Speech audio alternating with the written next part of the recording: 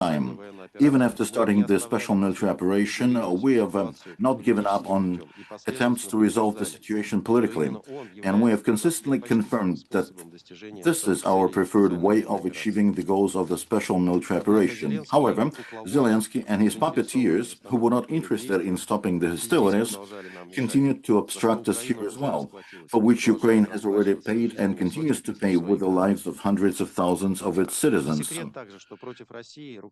Similarly, it is no secret that the entire financial and military machine of NATO member states is waging war against Russia using Ukrainians as proxies. Since the start of the military phase, they have already spent 126 billion euros on direct military aid to the Kyiv. A decision has already been made to grant Ukraine a new loan of 90 billion euros for 26-27.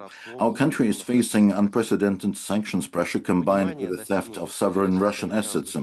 The understandings reached during the Russia-US summit in Anchorage in August 2025 set certain parameters or a framework to give hope that the Ukrainian crisis could be resolved in a sustainable manner and on a long-term and fair basis, which implies eliminating its root causes. However, this does not deter Russophobic opponents of peace, and the scenario proposed by Russia and the US clearly does not suit them. Today, the confrontation over Ukraine threatens to enter a new phase that is even more dangerous for all of humanity. Realizing that it's impossible to defeat Russia on the battlefield, a number of European countries are acting contrary to facts and common sense and consistently portraying Russia as an enemy and a major threat, thereby brainwashing their populations. This is a systematic and long-term effort by Western countries, which they have no intention to abandon. Namely, it's an effort to systematically push our continent towards a new war. Given all these factors, how can one seriously argue that European countries are willing and ready to end the Ukrainian conflict? And given this policy, what grounds do these countries have to demand a place at the negotiating table? Hopefully, following up on the outcomes of our roundtable here today, both the participants and the audience now will reaffirm that they are convinced of the need to eliminate the root causes of the Ukrainian conflict in order to achieve a lasting settlement, because these causes are neither a matter of interpreting history, nor are they abstract issues. On the contrary, they are directly related to Ukraine's present and future, which we hope will be that of a country that enjoys good neighborly relations with Russia and pursues its own interests rather than geopolitical goals of external actors. For this roundtable today, we've brought together speakers who are not only familiar with the topic, but who literally live and breathe it each in his or her own area of expertise. Let me introduce them. First of all, Mr. Rodion Miroshnik, a career diplomat of the Russian Ministry of Foreign Affairs. He is ambassador at large for crimes of the Kiev regime, a position that was created by the ministry on the 30th of August 2023 due to the need to coordinate the work of government agencies in this area. Previously, he was an active participant in the negotiating process on the political aspects of the settlement in the Trilateral Contact Group and its working parties. We regularly read his reports on the crimes of the Zelensky regime and distribute them within the OSCE so that the delegations can learn the facts and high-profile events that require a response from the organization's decision-making bodies. Mr. Miroshnik is also a frequent contributor to political and analytical TV shows. Thank you very much for taking the time to join us. The second speaker is Mr. Maxim Sergeyevich Grigoriev, a member of the Public Chamber of the Russian Federation and chairman of the International Public Tribunal on the Crimes of Ukrainian Neo-Nazis. He personally took part in the special military operation. He also published more than 200 scientific and journalistic articles, including on Euromaidan. He will be also joining us online from Moscow. Our third guest is here in person. This is Ms. Yulia Zhdanova, the head of the Russian Federation's delegation to the negotiations on military aspects of security and arms control in Vienna. She needs no introduction for those who are here in Vienna. Let me once again thank everybody who has found time to join this event. Despite the frequently busy and demanding schedules. I kindly ask our guest speakers to try to keep their remarks to 15 or 20 minutes, and I apologize once again for the technical glitches that occurred during my introductory statement. Dear Mr. Miroshnik, let's start with you. The floor goes to you. Good morning, dear friends and dear colleagues, ladies and gentlemen, all the guests in the online audience and in the hall.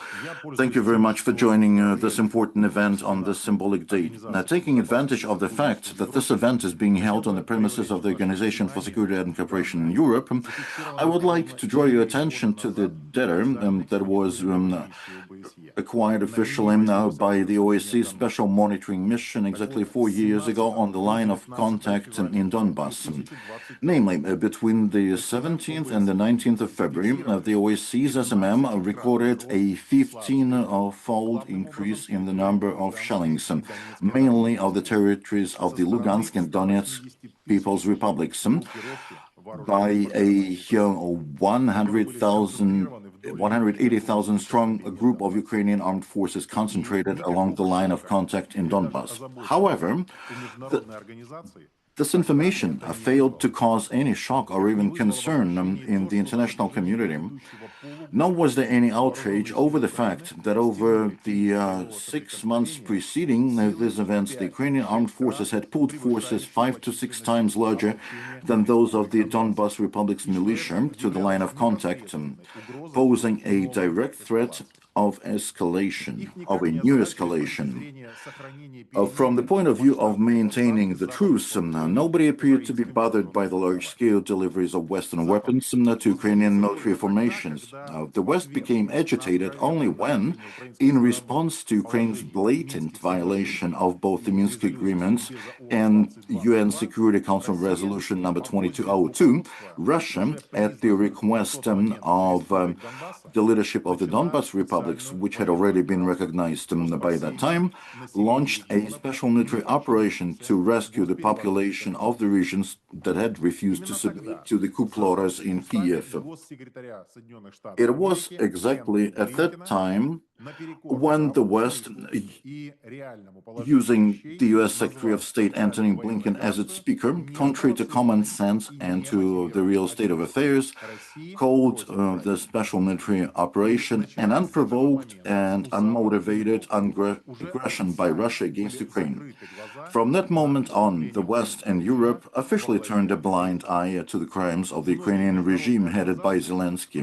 Many international organizations, including the OSCE, have turned from a platform for dialogue for the sake of common security into propaganda platforms with a totally Ukrainianized, one-sided agenda.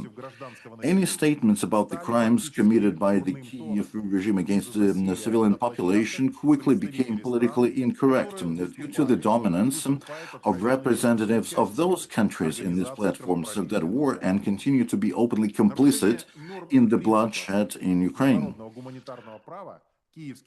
Kiev's regime's violation of the norms and principles of IHL has become completely overt. It is viewed both by Kiev and its sponsors not as war crimes, but as a normal approach to warfare.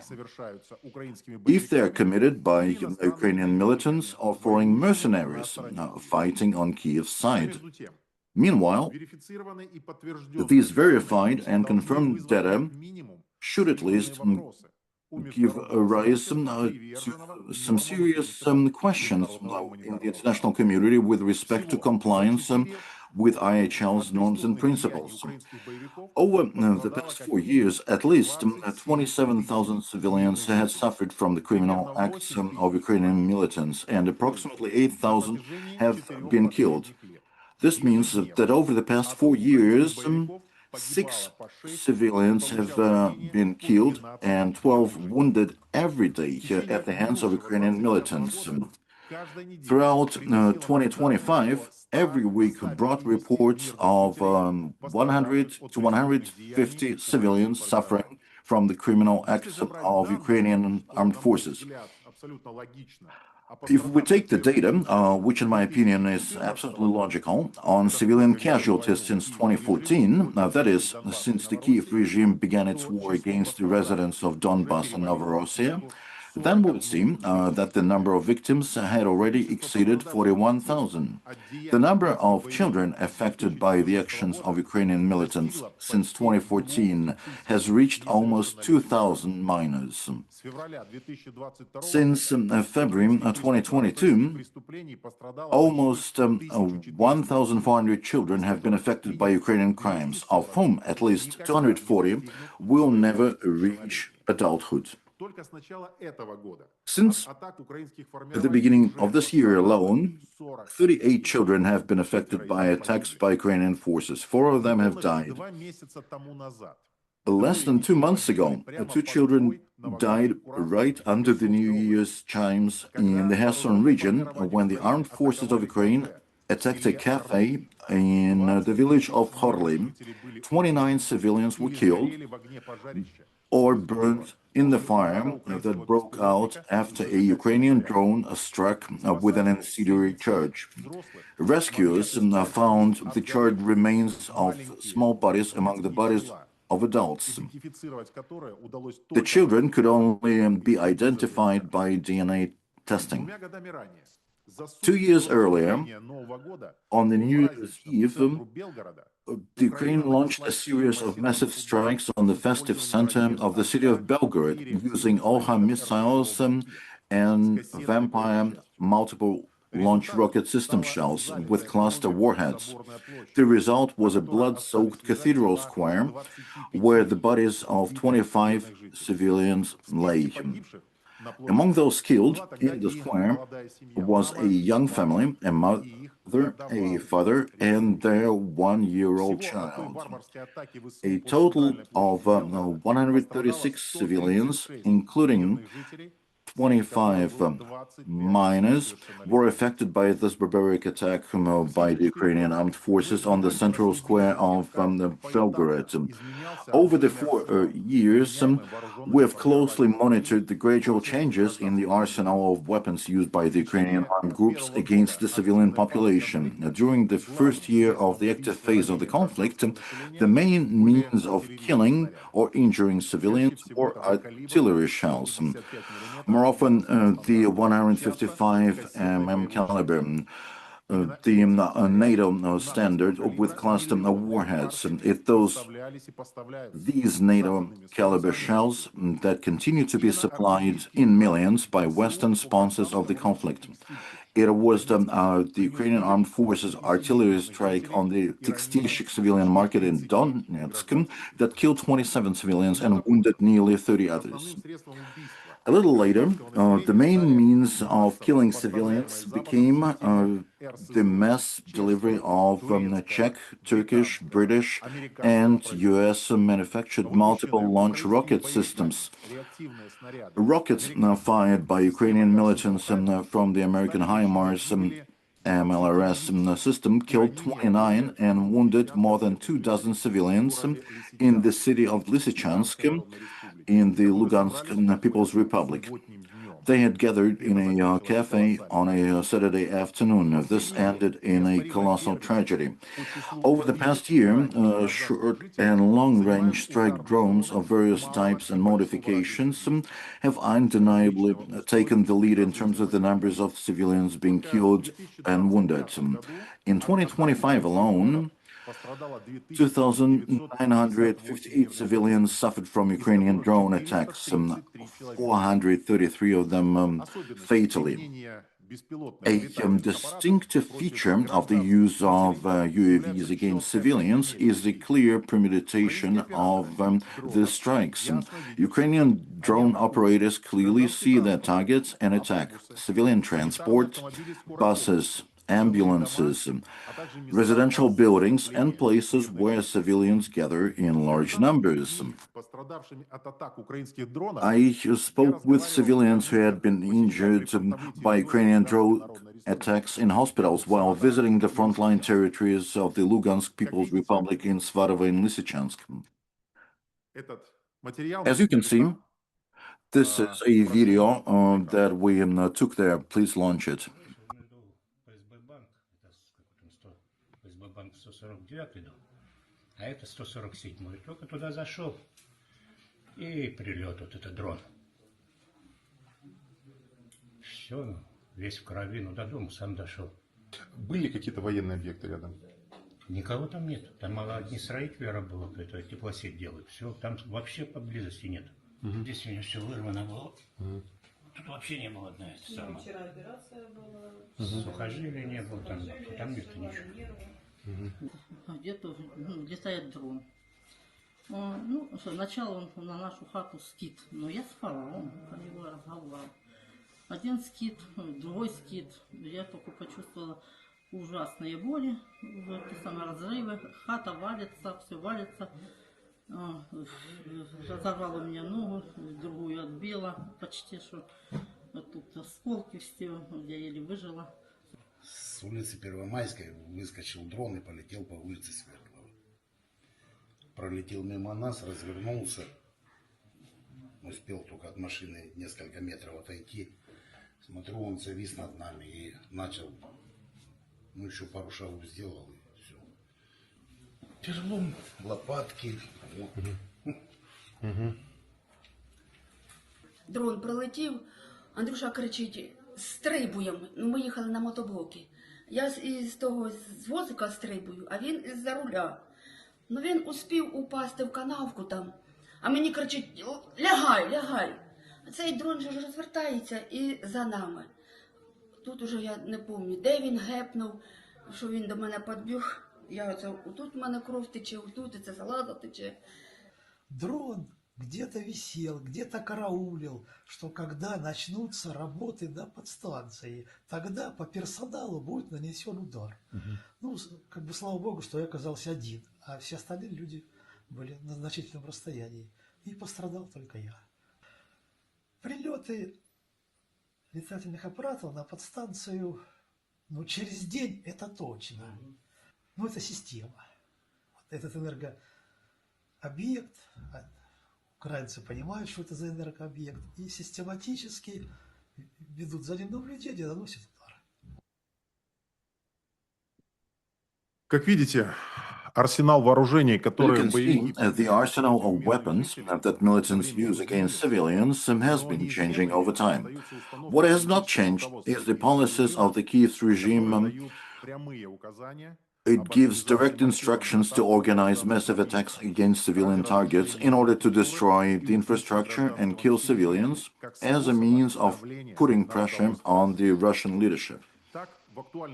In other words, in the current negotiating period, Ukraine, which is making loud statements about its desire for peace and a peaceful settlement of the conflict, is responding in a completely opposite manner on the ground. Virtually every new round of negotiations aimed at resolving the conflict is accompanied by an increase in the intensity of strikes on civilian targets, new terrorist attacks, and an increase in the number of civilians killed and wounded.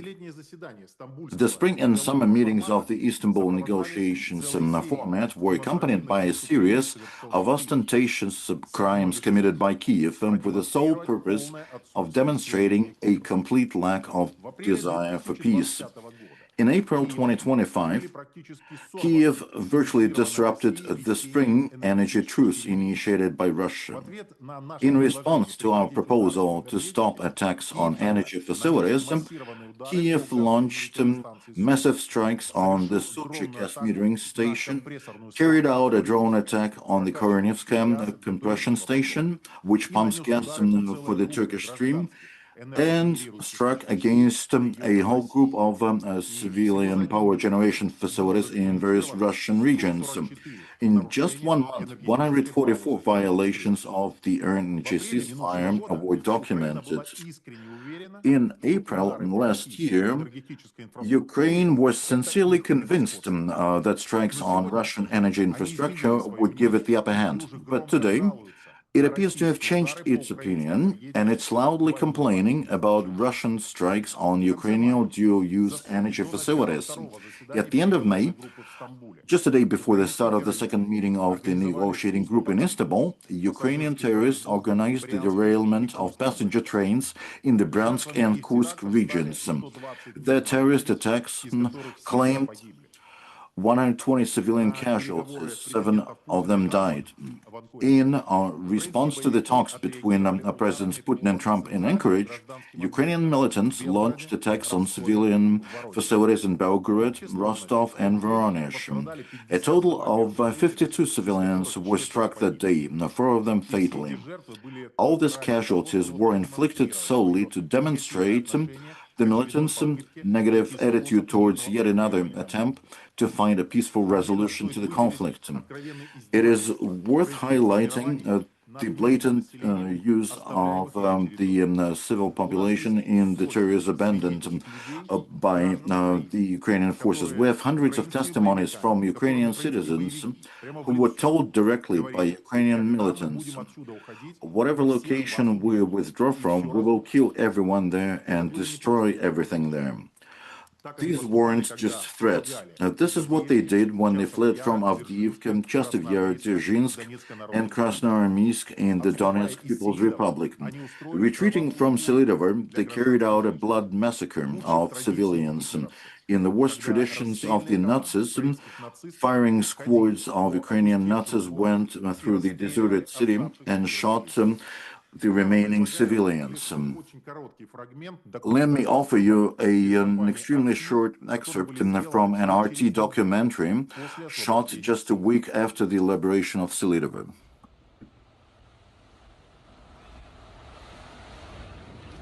Как раз справа это район Солнечный, где больше всего погибло мирных жителей. Их прям расстреливали там пачками. Люди пытались оттуда убежать, прятаться там особо негде, ну, подвалы маленькие. Они убегали на улицу, а тут их и убивали.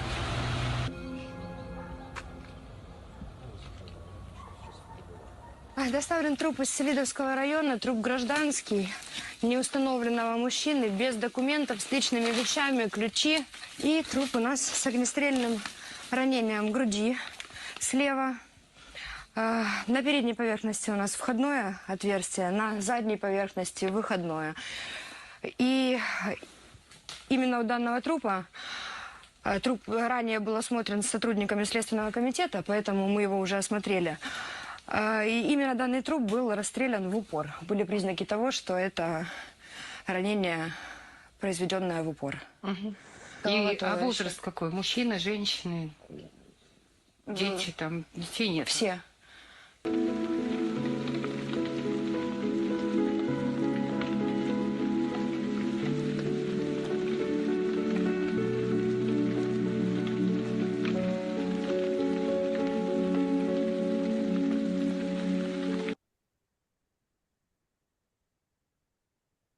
Вплоть до сегодняшнего дня точное число расстрелянных The украинскими exact number of civilians shot by Ukrainian militants in Selidovor remains unknown. More than 130 bodies of civilians with signs of violent death passed through the morgues, but the number of those buried due to the impossibility of exhumation cannot yet be determined. Selidovor is still in the red zone in terms of security, and a full investigation has not yet been conducted there. Right now, a tragedy is unfolding in the frontline zone where civilians are refusing to comply with the forced evacuation ordered by the Ukrainian authorities. In Pokrovsk and Mirnograd, for several months, the Kiev militants carried out systematic shelling and bombing of civilian targets in the frontline zone, which was still controlled by the Ukrainian forces. Ukrainian civilians still remained there, but Kiev's punitive forces burned and destroyed the houses and shelters of civilians one by one, trying to force them to flee deeper into Ukraine or die. The Ukrainian authorities categorically refuse to provide humanitarian corridors for civilians to leave for territories controlled by Russian troops. Those who decided to take the desperate step of walking toward Russian troops under white flags were attacked by the armed forces of Ukraine with drones, mortars, and small arms. I recorded this testimony of a woman from Krasnoarmysk, also known as Pokrovsk in Ukraine.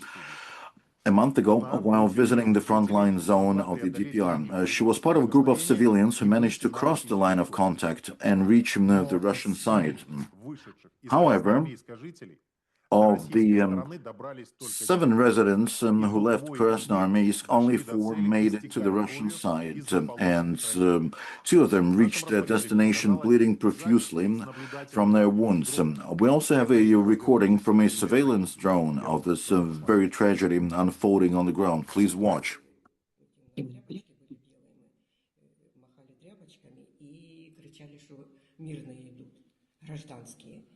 И мы громко кричали по очереди, и я кричала, ребята очень громко кричали, что гражданские, гражданские, этими тряпками шмашем, а они по нам стреляют с автоматов. Опять же, русским это незачем стрелять, ну я так понимаю. Ну по нам там еще дроны, наверное, били до этого, и эти самые минометами, не только стреляли с автоматов. А ребята, которые, 3 человека, выбились они много вперед по дороге. А мы 3, да, нас 3 уже было, вместе с собакой большой, спрятались в зеленку. Потихонечку начали выходить, смотрим, 2 ну, как бы уже убило, которые вперед вырвались. Одного парня поранило, а 2 уже все. Парни, или почти 30, ну, таком примерно, 30 лет, может, чуть больше. И они вместе с вами в группе выходили? Да, мы все вместе, вот они по соседству, рядом 2 дома было. Ну, вот у нас же 7 было, кума сразу отстала, она ушла, там еще даже до Первомайки не дошла. И мы 6, вот это вчетвером только дошли. 2 человека погибло? 2 погибло, да, 2 раненых, получается. Но они с вами дошли? Дошли. Украинские они по-любому будут бить по мирным. Для них это как бы, ну, мы же как бы для них не люди, мы как бы предатели для них, получается. В рамках своего выступления я смог коснуться лишь to address only a tiny fraction of the countless war crimes committed daily by Ukrainian militants and soldiers. But the point is not to examine the details of tens of thousands of human tragedies, but rather that the Ukrainian regime has turned the killing and torture of innocent civilians into a routine procedure, and it appears to consider it a perfectly acceptable way of putting pressure on the Russian authorities and intimidating the civilian population. This opportunity arose and continues to exist only because the Western sponsors of the Kiev regime have created a hothouse environment of immunity and impunity for both the Ukrainian dictator and his henchmen, both for those individuals who give criminal orders and those who carry them out. But this cannot continue for long, and the Ukrainian regime and those who supply and shield it will receive their deserved punishment for the war crimes committed by the Kiev dictatorship. Thank you very much for the opportunity to speak and share our data with you. We have collected and verified them ourselves. Thank you very much, dear Rodion, for all your work in your capacity as the ambassador at large on the crimes of the Kiev regime. It is a great honor for all of us to consider you a professional colleague. Once again, thanks a lot.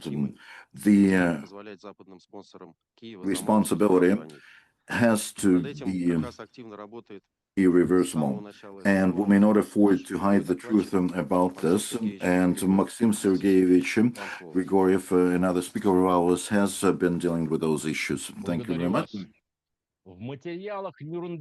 Many thanks.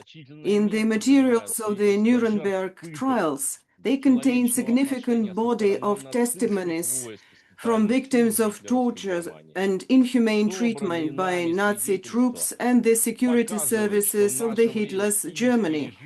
The testimonies we have collected from victims shows that the Kiev regime is using exactly the same methods as the German Nazis. I will read 3 excerpts from the testimonies. One of them is of a victim of the Nuremberg trial, and the 2 of them are from the testimonies of victims of the Kiev regime. The first exact quote: "They beat me with a bag over my head, beat me with pipes, 2 or 3 at a time, hitting me on the head, back, legs, and kidneys. They suffocated me with a bag. So they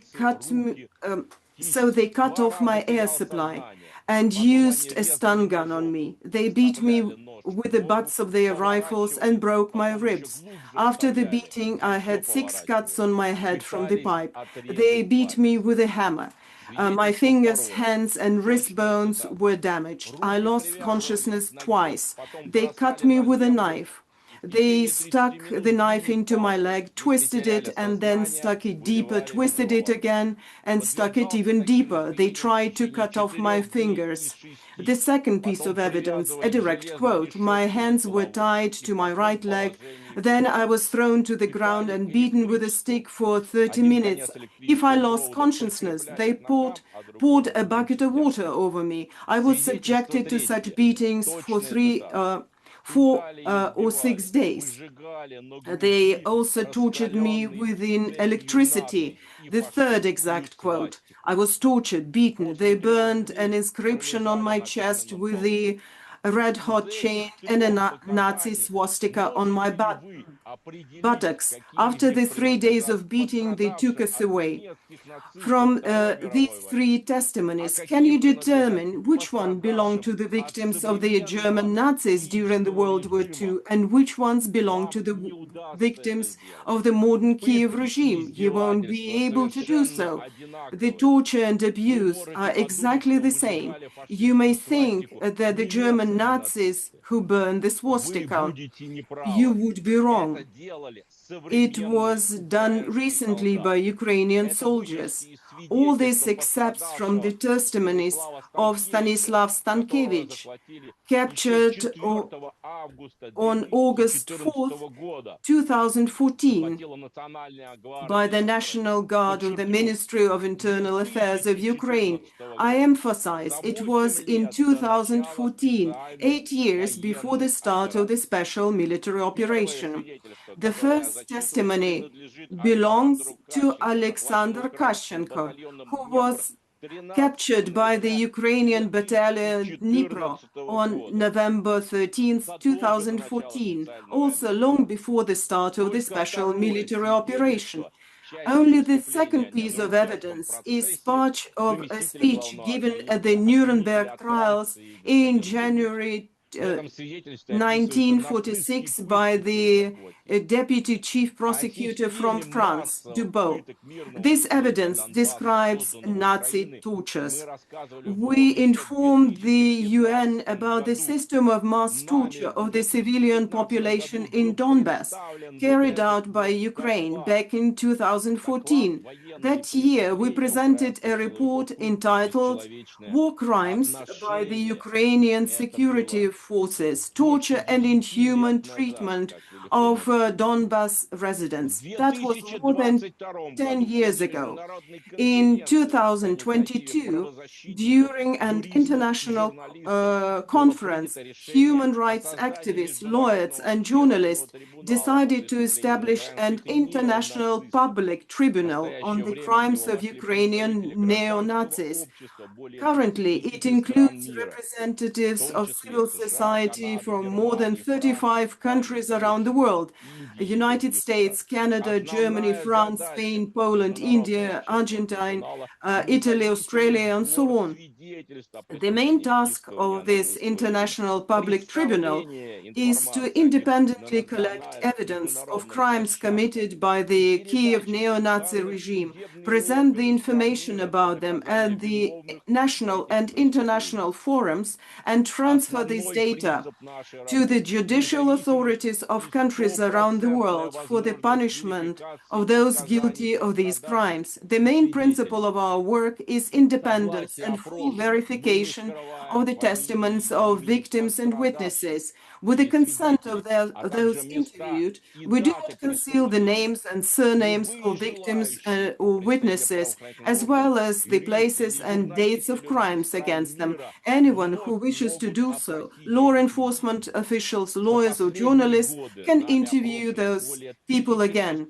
Over the past few years, we have interviewed more than 1,600 victims or witnesses of Ukrainian crimes. Video recordings of their testimonies are available to everyone who wishes to view them. Based on these data, we have prepared and presented 15 reports. The next report, entitled Crimes of the Kiev Regime Against Elderly and Fragile Persons, will be presented the day after tomorrow. Like the other reports, it will be available to everyone who wishes to read it. So anyone can really have a look at it. One of these reports is devoted to the Ukrainian massacre in the city of Selidovo. When we arrived in Selidovo, from where Ukrainian soldiers had fled, we found more than 100 bodies of civilians they had killed. Residents told us in detail about the mass shootings carried out by the armed forces of Ukraine before and during their retreat in 2024. They saw that civilians were shot in the streets, in private and apartment buildings, the entire families. These killings were often carried out in front of the witnesses whom we interviewed. The results of the examination of the bodies of civilians confirm the testimony of the victims and the witnesses. For example, a family was killed in a private house at 23 Kuznetsova Street. Tatiana Masla and Alexander Masla, whose identities were confirmed by their neighbors and relatives. 4 gunshot wounds and signs of violence were found on the woman's body. The man was shot in the head. In the house of Kuchinskaya Street, the bodies of 2 men and 1 woman were found with bullet wounds. Their identities were confirmed by their relatives, Sergei, Natalia, and Alexander Korovka. Alexander Korovka was disabled. At the Karl Marx Street, the bodies of the 2 bodies of the residents were found. One of them was a woman above 70 years old with an entry wound in the nose area. The second body belonged to a man who had been shot in the mouth. The victims and witnesses interviewed gave detailed accounts of the killings of the city residents by the Ukrainian armed forces. I'm going to quote some of the testimonies. Valentina Vasilkonova recounts what happened before her eyes. She is saying, "We were standing near the entrance of the house when the Ukrainians started shooting. We heard a Ukrainian voice shouting, 'Come here, come here.' We ran into the house. I ran in quickly and a Ukrainian soldier shouted, 'She ran over there,' and they shot through my door. We ran away, and opposite in the building 12, there were people standing, and the Ukrainian soldiers said, 'Open up, nothing will happen to you.' Aunt Valia opened the door, and they shot 4 people. Aunt Lena was 75 years old, and they shot her.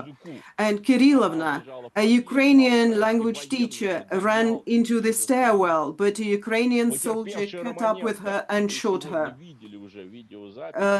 Victim Romanenko, we saw already a video of her testimony today, recounts the shooting of his family, which took place before his eyes. At 7 in the morning, I went outside in the garden. I went out there and heard someone shouting, 'Everyone out of the house.' It was a Ukrainian soldier in camouflage with a green stripe. There were two of them. They lined up my wife by the garage, then my grandson, my son, I don't remember exactly, then my daughter-in-law and my mother-in-law. My daughter-in-law started crying and saying, "What are you doing?" And then he started shooting. He shot my wife first, then he moved on and shot the others. I ran away through the garden. When I came back, I saw the bodies lying under the wall, but they had been burned. The next day, I went back, I gathered them up, found some bags, collected the remains, and buried them. And we saw already their graves. Witness Sergei Boyenko recounts what he saw with his own eyes. The Ukrainian military simply shot everyone they came across during their retreat. They went into the stairwells, knocked on the doors of apartments, broke down the wooden doors, and shot those who opened the doors. Our neighbor was killed. She was lying next to the colored store. Within 100 meters of my brother's apartment, I saw 8 people. I buried Walla, a neighbor from the first entrance between the house and the store. And then, near the house number 77, I saw 2 elderly dead men. Another dead man lay next to the 6th entrance of that house. Sergei Kasimov lay next to the Solnishny store. And right behind the corner of the store, next to the former newspaper stand, there was another man who had been killed. Varvara Sadchikova was killed 10 meters from the entrance from the block of flats. Ukrainian soldiers also killed my former colleague, Volodya Borisov, and the intersection with Shevchenko Street. He was killed there in the same way as the others were killed, by Ukrainian soldiers who were retreating. Lyudmila Vradi also talks about the killing of civilians. In the building 19, many people were shot by Ukrainian soldiers. Whoever opened the door, they shot them. They shot Gala on the 3rd floor and Lena on the 5th. They were both over 60, pensioners, harmless, good women. They didn't hurt anyone. And so she attempted to run home, but she didn't make it. People saw it. She was shot by Ukrainians. Valentina Sklyar, 76, recounts how Ukrainian soldiers killed her son. It happened like this. My son was driving with his friends in a car. And Ukrainian soldiers were standing and waiting there. They were standing around the corner behind a fence, and they shot him. I came in. He was lying on the sofa screaming, "Mom, I'm dying." He had 13 wounds. My murdered son is Sergei Anatolievich Sklyar. These 2 Ukrainian soldiers shot him and his friend Zhenya. They shot the dog and they shot Ruslan as well.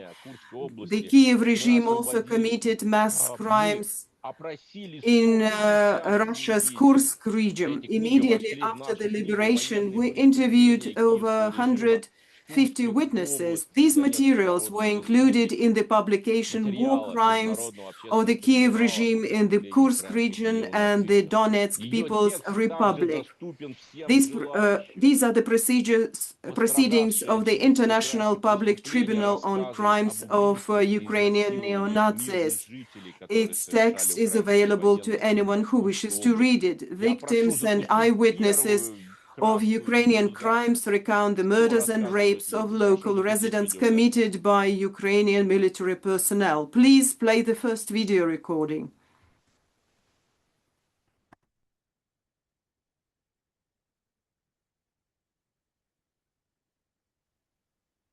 Воду ходили брать на Забродок, там мужчина прямо плакал, которые первые приехали, у него жену забрали, машину кинули, а потом привезли.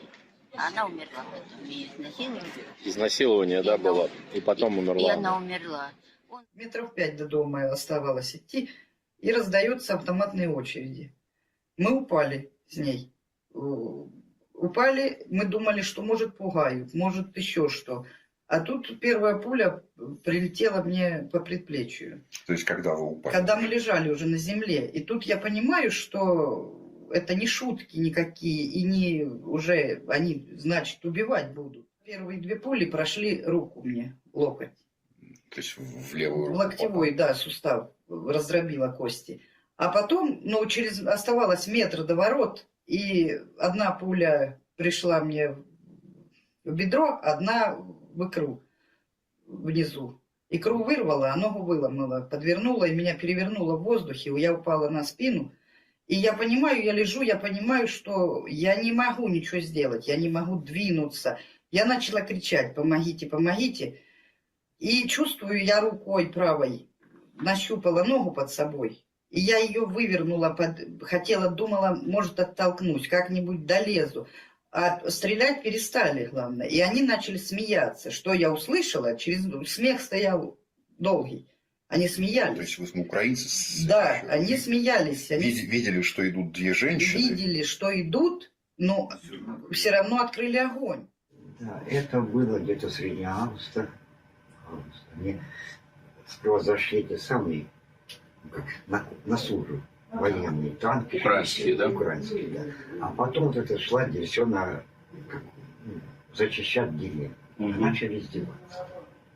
Вот это зашли. Украинцы, да? Да, украинские ВСУшники. Что они делали? Зашли возле колонки, мы там водичку набирали, это ручная колоночка. Женщину застрелили, набирала, ее застрелили. А за что? Вот это. Я прохожу мимо, она еще лежит, все мертвая. Муж пошел домой воды, они его в спину застрелили. 1 декабря? 1 декабря. Я ждала, не дождалась. Пошла, он уже мертвый. А как это произошло? Где это было за водой? Во дворе, в дом пошел воды в свой. А, вот у нас была вода, дом. да, по улице Ульяных, по дому 3, а мы жили уже в доме 7. Вот. И он, я пошла, он уже лежит мертвый. Мальчик Макар, он с отцом приходил в наш сюда подвал. И вот как раз 23 января он был в нашем подвале, разговаривал. Он, если так, он еще 7 лет, но он стеснялся, и он не разговаривал, потому что такая обстановка, как дома, он там с отцом, с бабушкой, он все говорил, а с нами он стеснялся. Вот. И вот, не знаю, 23 января он был в подвале, он так разговаривал, он так все рассказывал. Сказал, я вырасту, я все равно отомщу за это все. Там, очень хороший мальчик. И 24 января к ним в подвал сбросила, или баба Яга, или я не знаю, что там сбросила им. И вот этот мальчик погиб в подвале. То есть украинский дрон сбросил? Да. Дедушки его ногу перебило, кость, вот, а его насмерть. А как его полностью звали, этого мальчика? Чайкин Макар Александрович. 7 лет ему? 7 лет, да.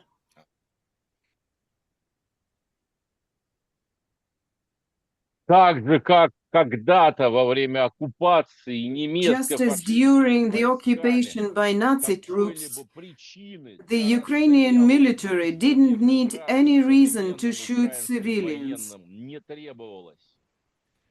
Приведу точные выдержки из I will показания пострадавших now quote some of the testimonies of victims and eyewitnesses from the Kursk region. Father Yevgeny, rector of a church in Sudzha, says, he looked not right. He said the wrong thing. He violated the curfew. They shot him. They killed him. Right now, Father Yevgeny, who survived the Ukrainian occupation, is in the hospital. On January 5th, 2026, he was transporting humanitarian aid to the city of Sudzha when his civilian vehicle was attacked by a Ukrainian drone. He lost one eye and suffered multiple shrapnel wounds from the strike. I wish him good health. Приведу еще несколько цитат из I'm going нами to показаний пострадавших. here recount some other quotes. Alexei Bogunov recounts Точная цитата. how peaceful residents of the city of Suja were simply shot for telling the Ukrainians that was their land. On the second or the third day, the Ukrainians shot 2 of our people in the square for saying that was our land. Ukrainians killed them immediately. They shot them on the spot, next to the House of Culture in August. Natalia Sheglova talks about what she saw with her own eyes. When we were walking to the water well, there was a man lying on the corner of the school. Every morning we saw him going to church, crossing himself, saying hello. The Ukrainians shot him and he lay there for a long time. They were trying to scare the population.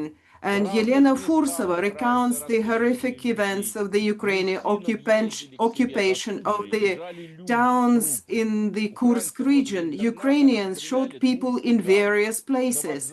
My son and I were driving to our home in Suja, and there were people lying there, dead bodies just lying everywhere. Ukrainians shot 2 Roma next to the boarding school. At the train station, there were 3 other dead bodies, all civilians. About 20 people we know were killed. There were a lot of people in Kazachka. That is the name of the town. I think they killed about 24 people. They were the people whom we knew personally. Please show the next video recording.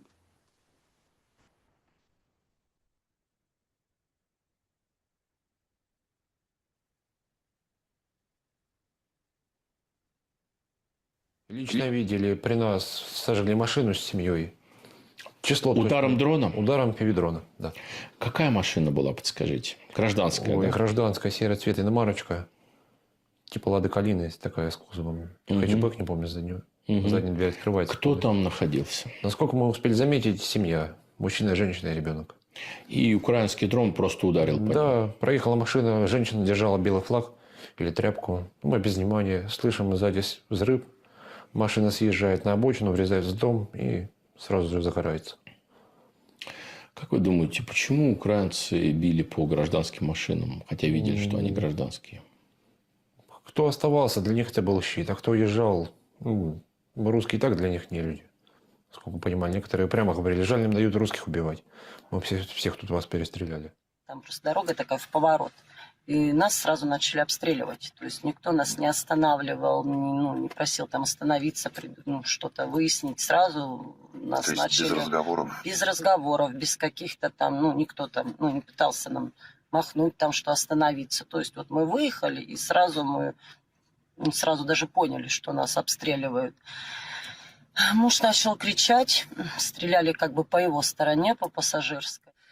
Я открыла дверь со стороны мужа, увидела, что ноги у него просто там были разорваны очень сильно.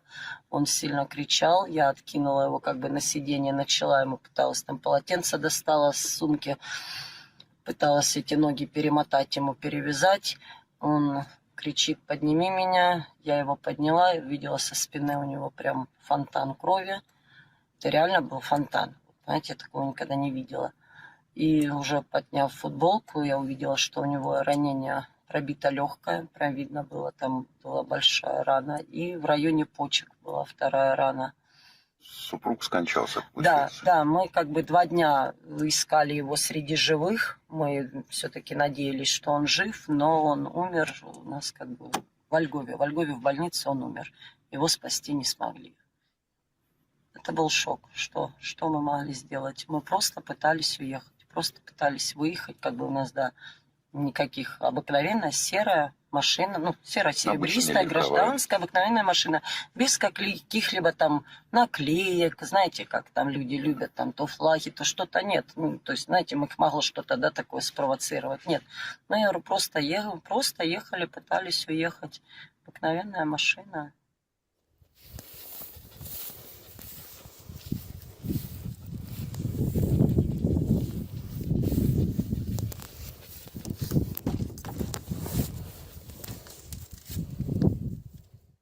лично мой дом, мой лично дом, было написано «Люди». Я ходила, я там не жила, но я ходила каждый день. И с тем, что когда-то пришла, они мне говорят... Украинские здесь, военные, да? Да, украинские военные говорят, здесь лежит снаряд, уходите. Так. Я говорю, да как уходите, мне надо, говорю, вещи взять, Так. я здесь живу. Завтра придете. Прихожу завтра, забраты все кольца золотые, забраты телевизоры, забраты пледы.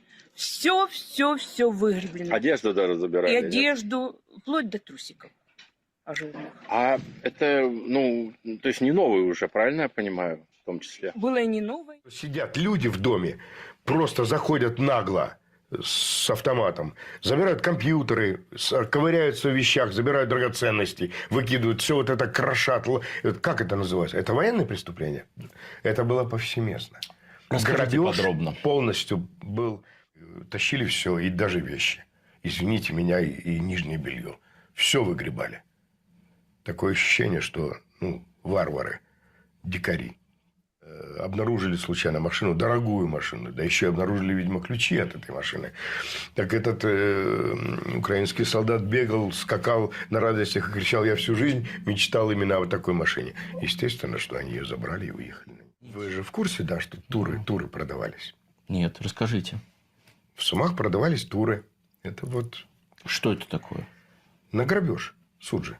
Туры на грабеж. Выдавался билет, пропуск. Пропускали, заезжайте на машину, берите любой дом, грабьте, загружайтесь, везите, что хотите. Пропускали туда, пропускали обратно, не проверяя. Ездили как на рынок.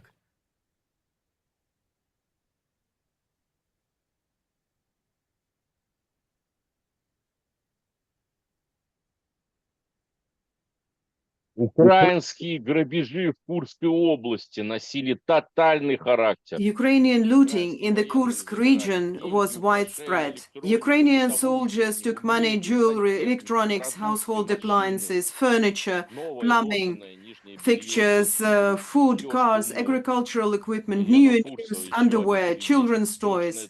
I quote Yelena Fursova testimony: the Ukrainians looted everything. They took everything away, cars. I saw it myself. They could go into one house many times a day and take everything: trailers, cars, belongings, winter clothes. They took everything they had. Natalia Shiglova recounts, Ukrainian soldiers arrived in vehicles and loaded washing machines, appliances, and boilers. At first they came, prepared everything, meaning they took everything out of the houses below, dismantled it, and then came back at night. My friend met me and said, "Can you believe that a disabled person lived in this house? The Ukrainian military came and even took away his diapers." Unfortunately, the limited time available for this event doesn't allow us to touch on many other war crimes committed by the Kiev regime.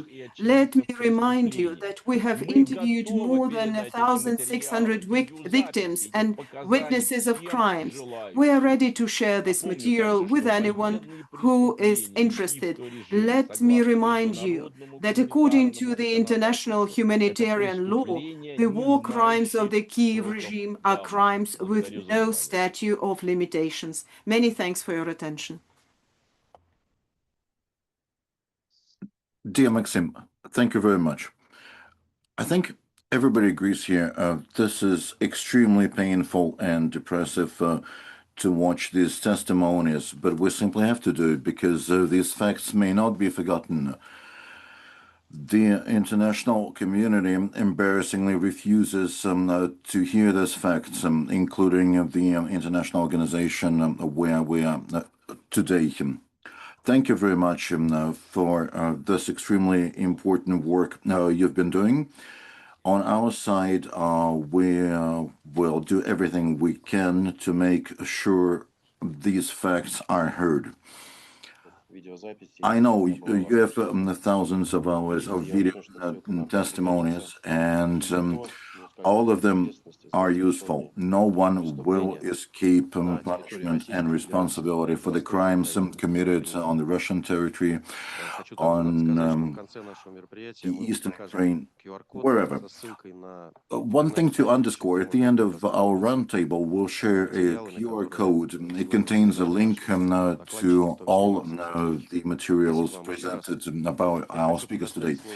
So, dear Maxim, once again, thank you very much. And now let me pass the floor to our third speaker, who will explain what OSCE military political commitments, opponent commitments have been violated and what impact Western countries have had on people's lives by providing military support to the Kiev regime. Dear Yulia, the floor goes to you.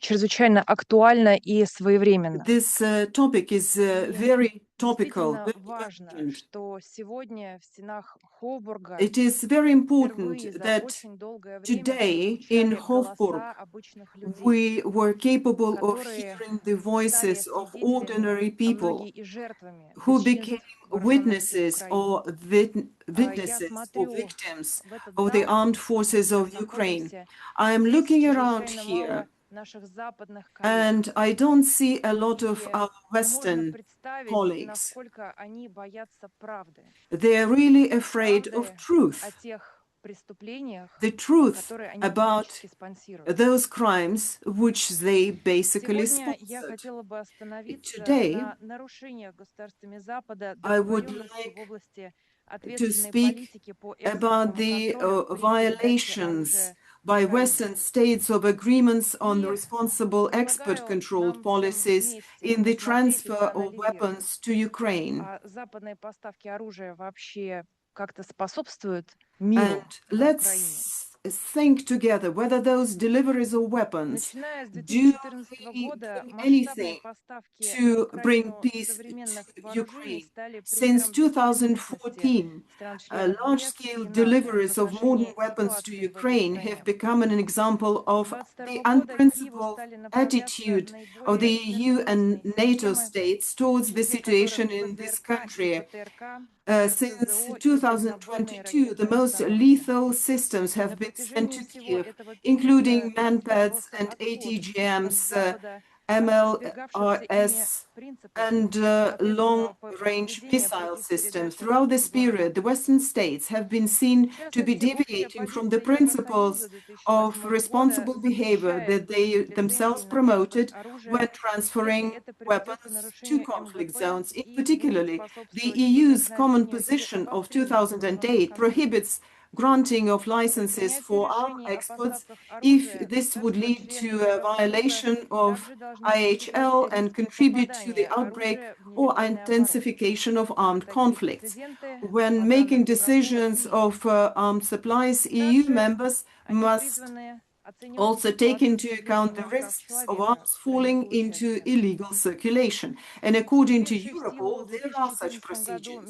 And the международный human договор о rights торговле situation in the оружием, recipient который country. фактически является The действующим International Евросоюза, Arms Trade Treaty, предписывает which каждому came into force in государству-участнику оценивать, 2014 and может ли essentially is передаваемое the оружие brainchild of the EU, использовано для requires each совершения state нарушений party to МГП, assess актов whether the arms насилия в being отношении transferred could be женщин и used to детей. commit violation of international Договор также humanitarian law стипулирует, or что acts of violence государство-участник не against women должно and давать children. разрешение на The treaty передачу обычных stipulates that a вооружений, state party если should оно not предполагает authorize их the transfer использование of для conventional нарушений arms Женевских if they конвенций are likely to 49 be года, used to violate the нападений на гражданские объекты 1949 или их Geneva комбатантов. Conventions, attack civilian objects, or Аналогичные non-combatants. военно-политические Similar обязательства заложены military в political разработанной obligations are здесь, laid в down Вене, принципах in the OSCE, OSCE регулирующих передачу principles обычных governing the вооружений transfer of 1993 conventional года arms of и документ OSCE 1993 о and the санкционах OSCE 2000 document года. on Все эти SOLF договоренности явно не 2000, which устраивали were Запад developed и here in были Vienna. им отменены. All these agreements clearly Западники didn't не suit the могли не West знать and о were том, что abolished by them. украинцы Westerners используют couldn't все have been имеющиеся у них unaware that вооружения и Ukrainians боеприпасы, were using в all том the числе weapons and для ammunition массированных at their обстрелов населенных disposal, пунктов. including На for massive Украине с shelling of 2014 populated года areas. работала The OSCE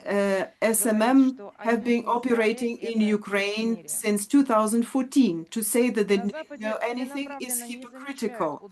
The West deliberately ignores the Ukrainian armed forces strikes on civilian targets in Russian cities, the deliberate shelling of residential buildings, schools, kindergartens, and hospitals on the territory of the Russian Federation. They carried out daily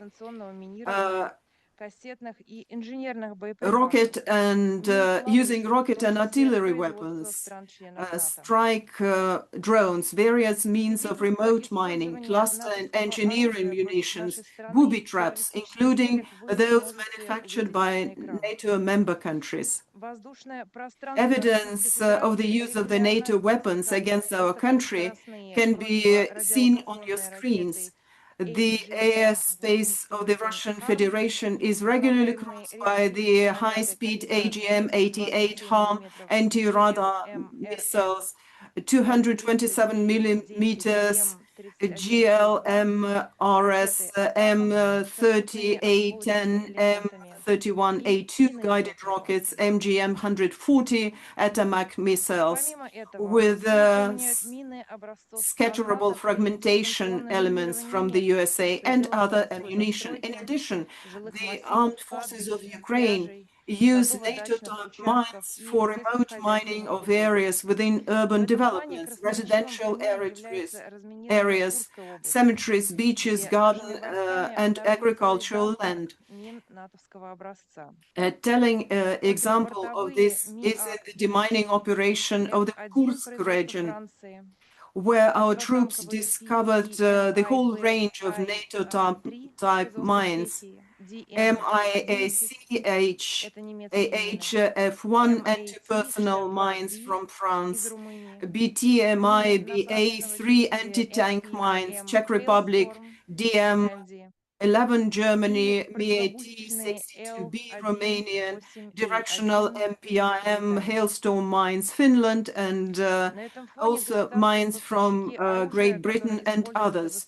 Against this backdrop, the countries supplying weapons used by the armed forces of Ukraine to carry out terrorist attack on civilian targets are making an uproar on the international stage and threatening military confrontation between Russia and NATO if they spot what they claim to be an unidentified flying object in the sky.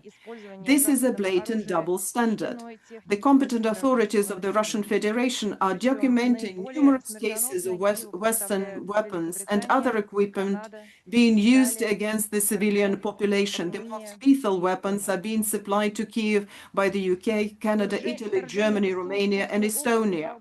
The Ukrainian armed forces invasion in the Kursk region in August 2024 was carried out with the assistance of Western countries, as personally admitted by Vladimir Zelensky's advisor Mikhailo Podolyak, including military planning, the provision of intelligence, equipment, and weapons such as Bradley infantry fighting vehicles, Stryker armored personnel carriers from the USA, Marder infantry fighting vehicles from Germany, mixed tanks France, CV-90 infantry fighting vehicles Sweden, Max Pro Cougar, and HMMWV armored vehicles from the United States, Shield Italy, Rochelle Senator from Canada, and so on.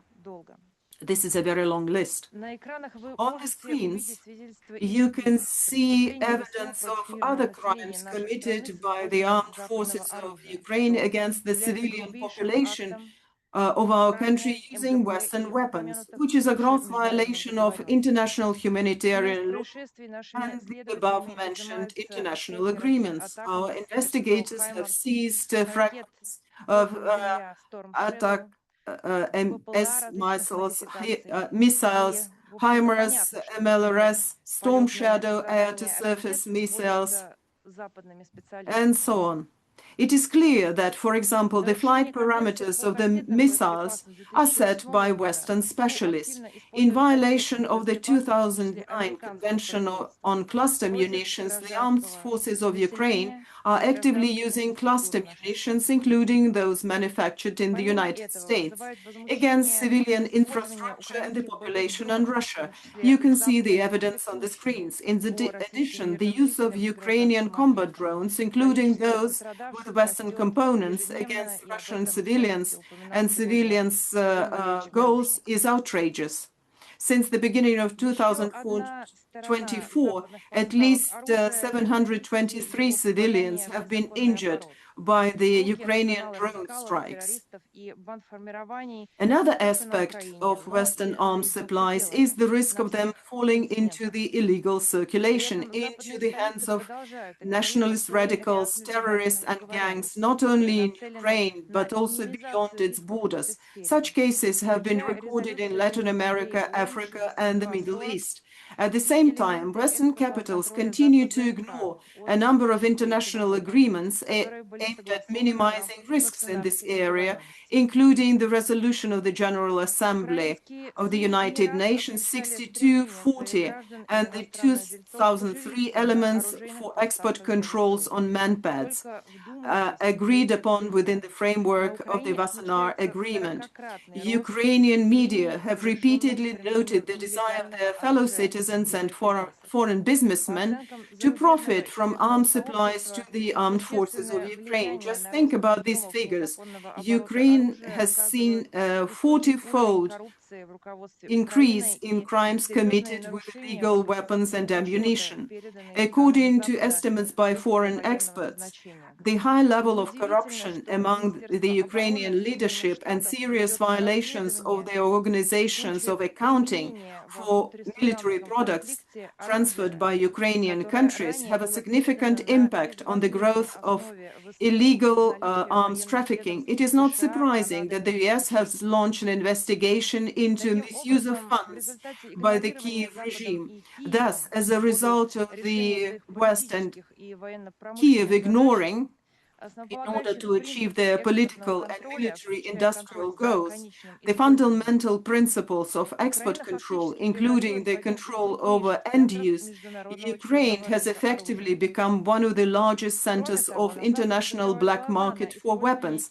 In addition, the West turns a blind eye to Kiev's use of supplied weapons in the violation of IHL. In other words, despite being parties to a whole range of international agreements, Western countries are acting not in the interest of, but contrary to the goals and objectives of these regimes, not only failing to prevent the destabilizing accumulation of conventional weapons, but on the contrary, contributing to it. At the same time, they have blocked dialogue within the OSCE on the prevention of illicit trafficking in arms and ammunition. The Russian side regularly provides irrefutable evidence of the Ukrainian armed forces' use of prohibited means and methods of warfare, as well as evidence of blatant crimes committed by the Kiev regime with the military assistance of Western countries. We do remember words of Borrell, who said that without the delivery of the Western arms, the military actions in Ukraine would end tomorrow. This is a very self-revealing statement. And we see who is creating and blocking this resolution of the conflict. These are the EU countries and the NATO countries. We will continue to regularly report facts of violations of international humanitarian law by the Ukrainian side to the relevant international organizations. Crimes must not go unpunished. Many thanks for your attention. Dear Yulia, thank you very much. You've addressed an extremely important aspect of this crisis, the fact that the If nationalists and criminals, the people who pillaged and raped and killed, have genuine allies who arm them, and they may not escape responsibility and punishment. We are simple diplomats. Our weapons are words, but we'll use them to establish justice, particularly in terms of what has to do with the root causes of the conflict and its resolution. Dear colleagues, we still have about 20 minutes for an interactive discussion. Let me first turn to the representative of the diplomatic corps and then to journalists. If you have any questions or want to make any comments, please raise your hands first. If you are online, please write to our Zoom administrator. And once you've raised your hand and received the floor, please introduce yourself and briefly state your question. Does anybody here would like to ask anything?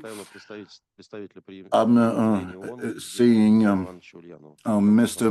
Mikhail Ulyanov, our permanent friend from the United Nations institutions here in Vienna. It was not my intention to take the floor, but I simply feel compelled to follow up on Julia's statement. For example, the arms trade treaty. I was head of the Russian delegation to the negotiations of the treaty, and I recall how our U.S. colleagues insisted that the treaty text would say things like refusal to supply if there is any prior knowledge or reason to believe that the weapons would be used in violation of the IHL. I think back then they sincerely believed that the arms trade treaty could resolve those problems, at least to a sufficient or a large extent. In response, I suggested to our American and Canadian colleagues that those types of wordings should be strengthened. They seemed to be upset, as though I were implying that they could potentially break such commitments or obligations. And I believe they were sincere when they were saying those things in 2013. They could not have imagined back then that 10 years later their capitals would flagrantly neglect all these commitments and obligations, or completely tear them apart. The same thing happened to the cluster munitions agreements of Oslo, the Ottawa anti-personnel mine convention. Europeans in particular, I mean the Western Europeans, enjoyed referring to them as a golden standard, a huge accomplishment for the international community, some sort of a holy cow that one has to nurture and comply with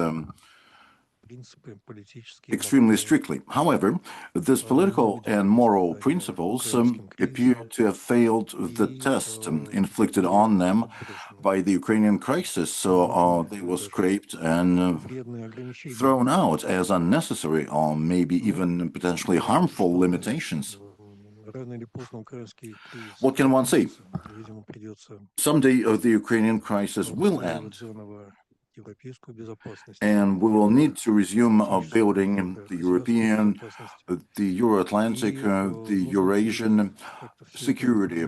These things will need to be subjected to analysis, including the evidence produced by Ms. Zhdanova. And appropriate lessons will need to be drawn and acted on in new negotiations, so we don't make the same mistakes twice. Thank you very much, Mr. Ulyanov. Does anybody else want to say anything? Maybe you have any questions? Comments? Indeed, I'm seeing Svetlana. Please introduce myself. Svetlana Ria Novosti. At the very beginning, you mentioned that invitations were sent to all the OSCE participating states. Did any Western country respond, or was there any response or feedback at all? Or the feedback was essentially a zero?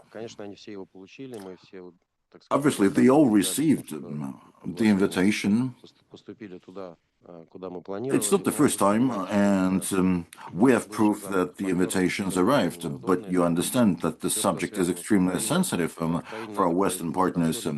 If you are addressing anything that has to do with Ukraine, you have to act as though you are talking about you know who, namely either everything is good or you don't say anything.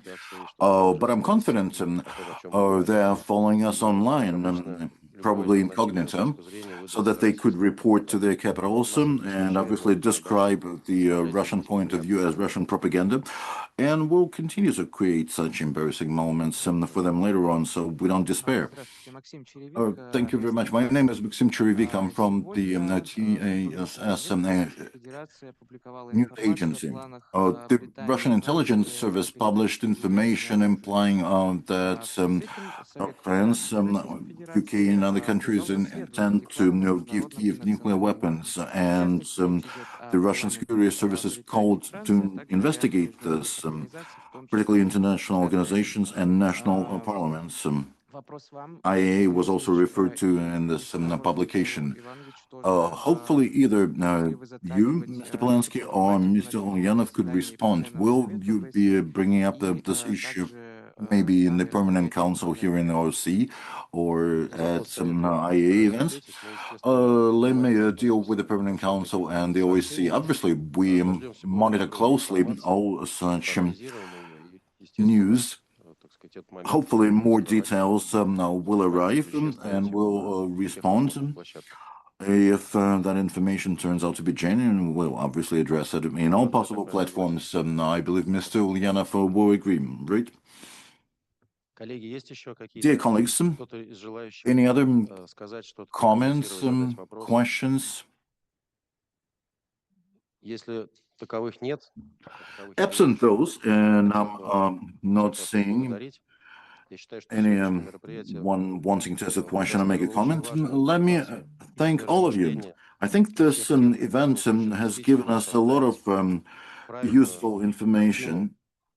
I mean, those of us who want to act on facts and to build a clear picture of what happened in February 2022, what happened in February 2014, what's been happening between those dates, what happened prior to 2014.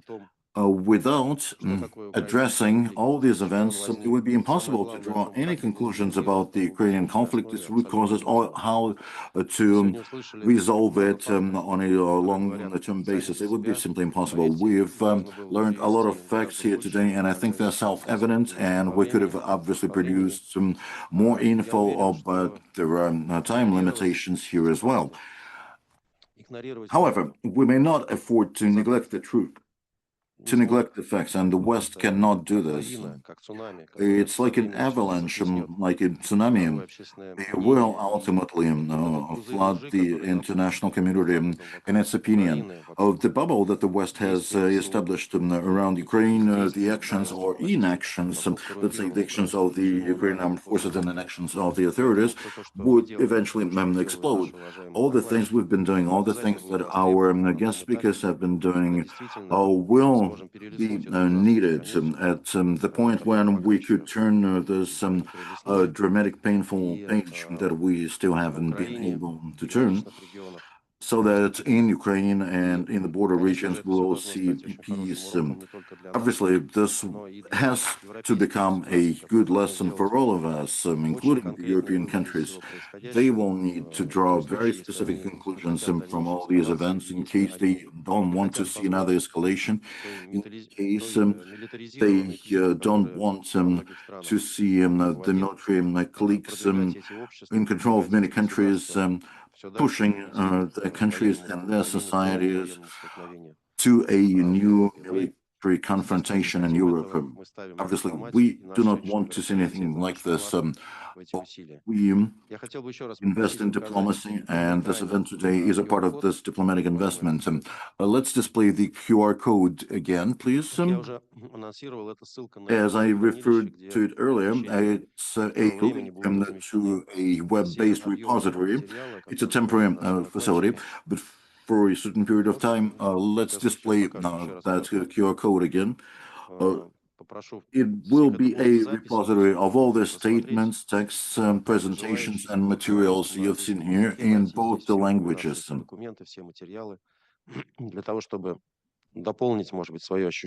In case you need more information or you need to refresh your impressions of the things you've seen and heard during this roundtable, and maybe try to identify how this crisis could be resolved. Once again, let me thank everybody for coming together here on this day. I wish you all the best and see you again.